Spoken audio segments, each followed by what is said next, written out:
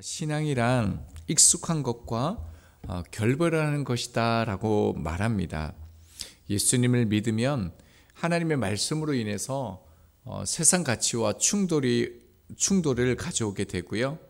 믿음이 생기면 익숙한 세상으로부터 떠나게 되어집니다. 옛사람에서 새 사람으로 되어져 가는 과정입니다. 이스라엘 백성들이 애굽에 있을 때 그들에게는 전쟁이 없었습니다. 그저 종으로 시키는 일을 하면 되고요. 바로가 주는 음식을 먹기만 하면 됩니다. 익숙한 대로 매일마다 반복적으로 똑같은 삶을 수레바퀴처럼 살면 되는 것입니다. 그것뿐이었죠. 그런데 그들에게 언젠가부터 전쟁이 시작됩니다. 그때가 언제입니까? 말씀을 받고요. 종으로부터 자유를 얻고 약속의 땅 가나안을 향해 떠난 후부터 그 영적인 그리고 현실적인 그 삶의 싸움은 시작되었습니다. 말씀대로 나아갈 때에 세상 방식과 충돌되는 것입니다. 반복되는 일상, 반복되어지는 익숙함에는 함정이 있습니다. 그것은요, 내가 가진 생각과 나의 행동을 변하지 못하게 하고 우리의 삶을 앞으로 새로운 삶을 향하여 나아가지 못하게 합니다. 이것은 일상의 생활뿐만 아니라 예배 안에도 있을 수가 있습니다. 우리는 오늘 이 아침에도 하나님을 예배하기 위해서 모였습니다. 뿐만 아니라 이전에도 예배를 드렸고요. 저희들은 앞으로도 예배를 드릴 것입니다. 예배의 익숙함은 편리함이 그 자리를 차지하게 되어지고요. 예수님의 그 말씀이 우리 안에 자라지 못하도록 하게 되어집니다. 당시에 예수님은 익숙한 사람이었습니다. 사람들은 예수님을 마리아의 아들이라고 불렀습니다. 몫으로서 그들에게는 익숙하고 당연한 존재였습니다. 예수님이 이렇게 너무 익숙했기 때문에 나사렛 사람들은 예수님의 가르침을 받아들일 수가 없었습니다. 그뿐만 아니라 예수님께서 행하신 일도 받아들일 수 없습니다. 함정이죠. 익숙함은 우리 가운데 안정적인 삶을 주지만 익숙한 데만 머물면 새로운 것이 보이지 않습니다. 그에 비해 새로움은요, 우리에게 성숙과 새로운 삶의 가치를 부여해 줍니다. 그러므로 오늘도 우리의 삶은 익숙한 삶이 우리를 당기고 있지만 말씀이 가르치는 그 새로운 방향을 향하여 우리의 삶을 옮겨가야 합니다. 주님도 우리처럼 일상의 삶을 사셨지만 주님은 익숙함이 아니라 새로운 삶을 향해 나아가셨습니다. 우리 본문 말씀 한 번 더 앞부분을 보겠습니다. 예수께서 다시 바닷가에서 가르치시니, 예수님께서 다시 바닷가에서 가르치셨다라고 말합니다. 이 다시라는 단어가 팔린이라는 이 히브리어인데요. 영어로는 again이라는 단어를 씁니다. 그러니까 과거에 어떤 사건이 다시 반복해서 일어날 때 가르치는 단어입니다. 무엇을 말합니까? 예수님도 저희들처럼 똑같이 반복되어지는 삶을 사셨다는 겁니다. 이 말씀은 바닷가에서 말씀을 가르쳤던 이 사건이 처음이 아니었다는 것이죠. 실제로 마가복음 앞쪽을 보고요, 또 이후의 부분을 보면 계속적으로 반복되어집니다. 특별히 2장 13절, 3장 7절에서도 주님께서 이전에도 바닷가에 가셨고요, 오늘도 바닷가에 가셨고요, 또 이후에도 바닷가에 가셔서 말씀을 가르치셨습니다. 뿐만 아니라 마가복음에 보면 이 다시라는 이 팔린이라는 단어가 반복해서 계속적으로 드러나고 있습니다. 특별히 어제 말씀 주셨던 마가복음 2장 1절에요. 수일 후에 예수께서 다시 가버나움에 들어가시니, 마가복음 3장 1절이요. 예수께서 다시 회당에 들어가시니, 마가복음 5장 21절이요. 예수께서 배를 타시고 다시 맞은편으로 건너가시니, 예수님도 저희들처럼 수레바퀴처럼 돌아가는 계속적으로 다시의 익숙한 삶이셨다는 겁니다. 그러니까 예수님이라고 해서 날마다 새로운 하루를 시작하시고 매일 새롭고 놀라운 일들을 하신 분이 아니시라는 거죠. 예수님도 다시 가시고 집에도 다시 가시고 회당에도 다시 가셨다는 겁니다. 우리와 똑같으셨습니다. 주님도 바쁘셨고 피곤한 삶을 사셨습니다. 그러나 우리가 잘 아는 것처럼 예수님의 삶이 어떻습니까? 굉장히 적극적이셨습니다. 그뿐만 아니라 능동적인 그 삶, 새로운 삶을 향하여 나아갔다는 거죠. 저희들도 이 반복되는 일상을 예수님처럼 살아야 되지 않겠습니까? 그러기 위해서 우리가 먼저 가져야 될 본질적인 마음이 있습니다.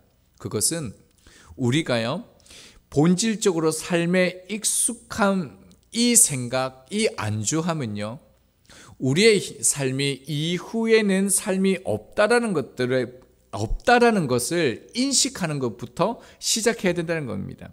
그러니까 죽음 이후에 아무것도 없고 무덤 하나만 남는다면 정말 열심히 살 이유가 없습니다.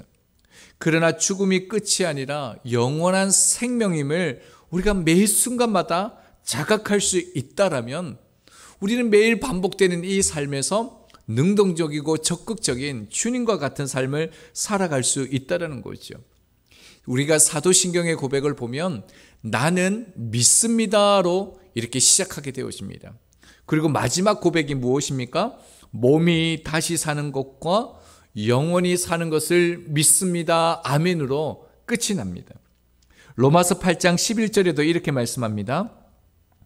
예수를 죽은 자 가운데서 살리신 이의 영이 너희 안에 거하시면 그리스도 예수를 죽은 자 가운데서 살리신 이가 너희 안에 거하시는 그의 영으로 말미암아 너희 죽을 몸도 살리시리라.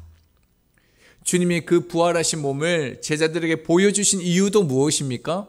너희들도 이 삶이 끝이 아니라 너희들도 이렇게 부활할 것이다 라는 것을 명확하게 가르쳐 주시기 위해서입니다. 기독교는 생명의 종교입니다. 하나님께서 예수님을 통해 주시는 이 생명은요, 반복적인 이 삶, 익숙한 삶, 수레바퀴처럼 돌아가는 이 삶을 역동적으로 바꾸어 줍니다. 그뿐만 아니라 때때로 죽음의 순간을 바라보면서 태연하게 감사하시는 분들을 바라보면 역시 이분들 또한 하나님 안에 있는 이 생명을 바라보았기 때문입니다. 이런 삶을 사신 분 중에 암으로 4개월의 시한부 삶을 살다 돌아가신 김치영 목사님의 그 장례 절차에 대한 유언을 조금 길지만 간추려서 함께 나누고 싶습니다. 관안에는 아무것도 넣지 마라. 묘비에는 목사라는 칭호를 쓰지 마라. 그냥 김치영이라고 이름만 써라. 묘비에는 성서 구절 하나만 새겨다오. 마태복음 6장 10절 당신의 나라가 임하옵시면 이면 좋겠다. 내 평생 하나님 나라가 임하기를 바라며 살았으니 너희들은 상복을 입지 마라. 그냥 평상복을 입도록 해라. 깨끗한 정장 차림이면 된다. 그러나 검은색으로 하지는 마라. 기독교인들은 죽음을 삶 속에서 그냥 자연스럽게 맞이하는 곳이야. 인간적으로 슬프겠지만 터져 나오듯이 울거나 곡을 하지 마라. 믿음도 소망이 없는 모든 것이 끝난 사람처럼 행동해서는 안 된다. 부조는 받지 않도록 해라. 가족들에게 다소 경제적 부담을 주는 것인지는 모르겠구나. 나는 목사로서 평생 사람들에게 사랑을 받으며 살았다. 사람들이 번거롭게 장례에 참석하는 것만도 미안한데 부조까지 받아 부담을 주고 싶지 않구나. 장례 예배의 모든 절차는 하은규 목사에게 맡긴다. 이 사람 저 사람 와서 형식적으로 순서를 하나씩 맞는 것이 뭐가 좋겠니? 설교는 내가 준비한 것을 읽으면 되겠지. 장례 예배 때 죽은 자를 위한 일체의 조사나 양력 소개를 하지 마라. 매우 단순하고 은혜 넘치는 예배 외에는 어떠한 것도 추구하지 않도록 해라. 나는 하나님 앞에서 항상 부족하고 부끄러운 삶을 살았어. 철저하게 죄인으로 살다가 간다. 내가 무슨 내세울 것이 있느냐? 내 시신을 앞에 두고 추모사를 읽고 양력을 나열하며 무슨 대단한 일을 한 것처럼 말한다면 하나님과 사람들 앞에 나를 부끄럽게 만드는 것이다. 어떻습니까? 목사님의 책을 읽으면서 참 목사님께서 영생의 나라인 그 하늘나라를 소망하며 삶을 사셨다는 것을 참 많이 느낄 수 있었습니다. 그뿐만 아니라 목사님은 이 땅에서도 영생의 삶을 사셨습니다. 이것이 성경에서 가르치는 영생입니다. 성경은 예수님을 믿는 순간부터 이미 영생의 삶이 시작되었다라고 말합니다. 요한복음 17장 3절입니다. 영생은 곧 유일하신 참 하나님과 그가 보내신 자 예수 그리스도를 아는 것이다. 그러니까 영생은 죽음 이후에 오는 것이 아니라 예수님을 묻는 순간에 시작되어진다는 것입니다. 성령으로 거듭나는 그 순간 주님으로 말미암아 영원한 삶을 살고 있는 것입니다. 그러하기에 저희들은 날마다 매일 반복적인 삶을 산다고 하더라도 주님 안에서 매 순간 이 영생의 삶을 살아야 합니다. 그것이 이 다시 안에 참 잘 담겨져 있습니다. 조금 더 유의해서요, 이 다시라는 팔린이라는 단어를 살펴보면요, 반복적인 그 의미만 담겨져 있는 것이 아닙니다. 이 다시라는 이 단어 안에는요, 몰이라는 단어도 담겨져 있습니다. 점점 강화됨이라는 뜻도 담겨져 있습니다. 더 많이, 이상으로라는 뜻이 담겨져 있습니다. 그러니까 이렇게 읽을 수 있습니다. 예수님께서 전에도 바닷가에 나가셨는데 더욱더 열심히 나가셨다는 뜻이 됩니다. 늘 가셨던 바닷가이지만 더 열심히 바닷가에 갈 날을 기다리듯이 나갔다라는 말씀이라는 것입니다. 어떻게 이런 삶을 사셨습니까? 아버지 하나님을 바라보면서 그 영생의 삶을 사셨기 때문입니다. 요한복음 5장 17절입니다. 예수께서 그들에게 이르시되 내 아버지께서 이제까지 일하시니 나도 일한다 하시매, 성부 하나님께서 세상 천지 만물을 만드시고 난 후에 지금까지 일하는 것을 말씀합니다. 하나님도요, 역동적으로 섬세하게 일하십니다. 주님께서도 내 아버지께서 이제까지 일하시니 나도 일한다 라고 말씀하셨습니다. 그래서 주님은 아버지 하나님과 함께 일하셨습니다. 주님이 일하시는데 저희가 일하지 않을 수 있겠습니까? 주님이 일하시는 현장에 함께 하고 싶지 않으십니까? 이제 말씀을 적용하겠습니다. 아버지 그 하나님과 함께 일하신 주님의 삶에 어떠한 삶의 열매가 나타났는지 성경은 우리 가운데 보여줍니다. 우리가 주님 안에서 역동적으로 그 영생의 삶을 살아가며 우리 가운데 주어진 삶을 더욱더 열심을 다해 주님과 함께 삶을 살아가면 어떤 일이 일어나는지 보여주시는데요. 오늘 본문 말씀 하반절입니다. 큰 무리가 모여들거든 예수께서 바다에 떠있는 배에 올라앉으시고 온 무리는 바닷가 육지에 앉더라. 바닷가에 가셨는데 어떻습니까? 큰 무리가 나옵니다. 그리고요, 늘 반복되는 이 일상이었지만 이때 주신 말씀이 무엇이었습니까? 우리 가운데 그토록 큰 은혜가 되어지는 씨 뿌리는 사람의 비유입니다. 만약에 주님께서 그날 다시 바닷가에 나가지 않았다면 이 말씀이 우리에게 주어지지 않았을는지도 모릅니다. 늘 나가셨던 바닷가에 또 가셨기 때문에 이 놀라운 하나님의 말씀이 우리 가운데 주어진 것입니다. 그뿐만 아니라 우리가 앞에서 본 다시가 들어간 그 말씀들이 있은 후에 어떤 일이 일어났는지 성경은 이렇게 기록하고 있습니다. 2장 1절에 다시 가버나움에 들어가신 날 한 중풍병자가 고침을 받았습니다. 3장 1절 이하에 다시 회당에 들어가신 날 어떤 일이 일어납니까? 한쪽 손 마른 사람이 고침을 받게 되어집니다. 5장 21절에 다시 건너편 가버나움에 가셨을 때 어떤 일이 일어납니까? 회당장 야이로의 딸이 살아났고요. 12해를 혈루증으로 앓았던 여인이 살아나게 되어집니다. 이런 역사가 왜 나타났습니까?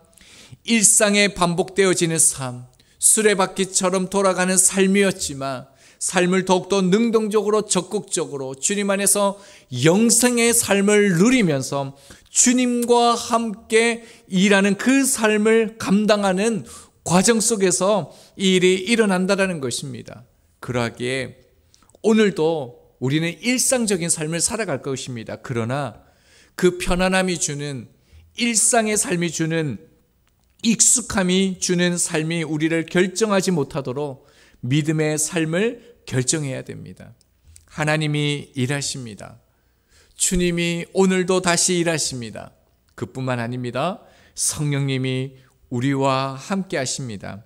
그러므로 아버지께서 이제까지 일하시니 나도 일한다 하셨던 예수님의 모습처럼 오늘도 매일 반복되는 삶일 수 있지만 다시 일하시는 주님과 함께 먼저는요, 주님을 닮은 성품의 사람이 되어지고 그뿐만 아니라 내 이웃을 내 몸과 같이 더욱 사랑하면서 성령님께서 약속하신 그 성령의 풍성한 열매를 누리는 저희들이 되기를 소망합니다.